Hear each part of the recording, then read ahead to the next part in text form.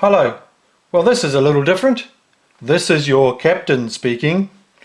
It's great to be able to bring a further message around the commands of Jesus, and perhaps when you hear the one for today, you might just think, that should have been last week. Well, true. It is part of the Easter story, but it's a command that Jesus gave that we should and can do throughout our life with others. Here's a question for you, and it's a little personal. Do your feet stink? I mean, are there days when you have taken off your shoes and suddenly you get a whiff of the smell coming from your feet?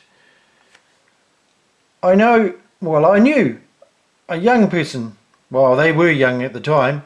They came to our home from time to time, and when they removed their shoes, the odour from their feet just glided through the room and was closely followed by, "You need to go and wash your feet." Washing feet was common practice in the days of Jesus. The roads, the paths and fields were dusty. They usually had animal poop lying all around them. So just imagine what people's feet were like when they arrived at their destination, having walked through it all, the dust and the poop, the smell. However, there was an expectation in those days. When you visited someone, it was this. The lowest of all servants in that household, in the household that you were visiting, would take a bowl of water, carry a towel, soap and perhaps perfume, and bend down and wash the guest's feet. These servants were the ones who dealt to the muck and the filth that clung to the feet. They were the ones who removed it all and made the guests feel clean. Today, when you visit people in their homes, what do we usually do? We offer to take off our shoes, to leave the muck at the door. So, what do you think when you read of Jesus stripping off his garment, wrapping a towel around his waist, his outer garment that was, wrapping a towel around his waist and washing the feet of his disciples as they sat in the room for the Passover meal? What comes to mind when you read that in the Gospel of John, that New Testament book called John, chapter 13? One disciple, Peter, well, he was very indignant about it all. He wasn't happy at all that Jesus was trying to wash his feet. But Jesus said something otherwise, "Unless I wash your feet, you're not a true follower of mine." Well, the others in the group, well, they let him do that. They let Jesus wash his feet. In and through it all, were they thinking though, "Hey Jesus, that's not a sign of strength. That's not the done thing." Then Jesus commands us, "If I then, your Lord and teacher, have washed your feet, you also ought to wash one another's feet." And that's found in John, that same book I mentioned before, John chapter 13 verse 14. Wash one another's feet. What? Wash one another's feet. What was Jesus really teaching the boys, the men that he chose to follow him? What is he trying to teach us today? I believe it is this. Jesus was and is calling for his followers to be people of humility, people who live unassuming lives, living out a servanthood lifestyle, a lifestyle where God's love is seen and expressed. When I think about that today, when I think about modern times, well, one person that comes to mind for me is Mother Teresa. Perhaps you have somebody else in mind. Do people see humility in us? Is it going to be easy to live a lifestyle of humility?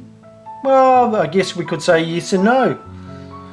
Will we face ridicule for taking up a position in life? Quite possibly.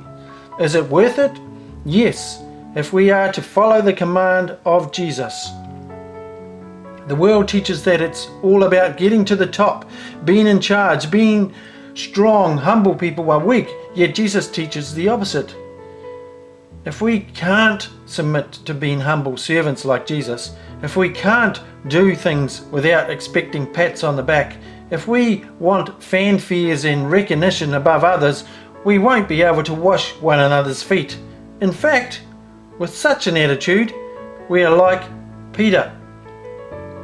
And you mightn't like that, but that was Peter's attitude at the start.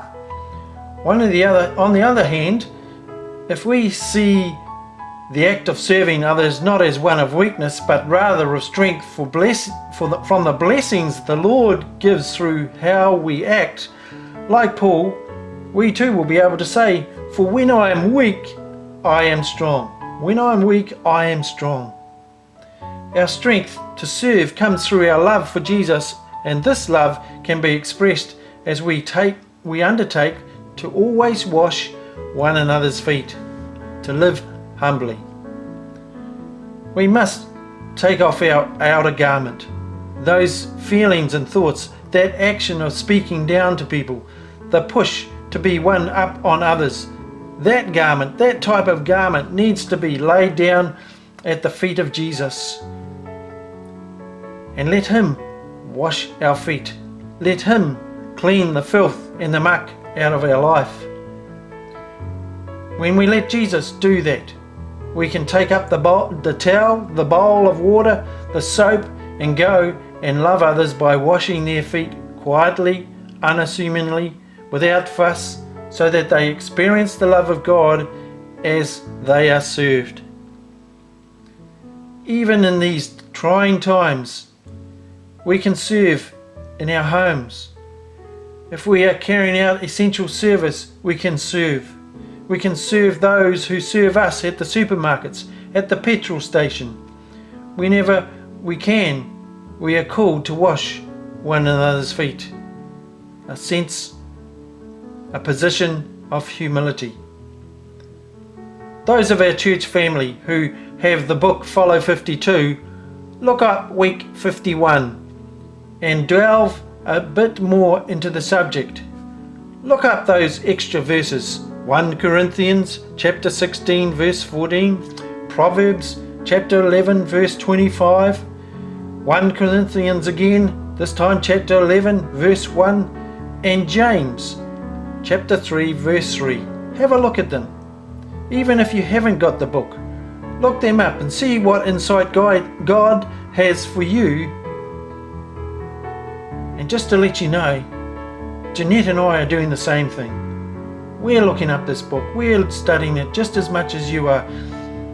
And today, I had occasion to put some of that commands into practice. To love our neighbour. Not our close neighbour, but a neighbour as in a person who needed some assistance. Explore more of what Jesus commands as we love God and love others. Lord, I lift our church family to you. And we need you today just as much as any other day. Lord, I pray, guide us, Lord, and teach us how to serve others, to put the washing of one another's feet into practice. Lord, we pray for the people in Gisborne, in New Zealand, and around the world who have contracted the virus. Lord, you are more than ever. We need you more than ever.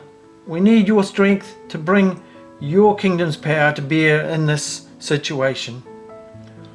Lord, for those who have lost their life, for the families that grieve, I pray for your love and compassion to be revealed in these days.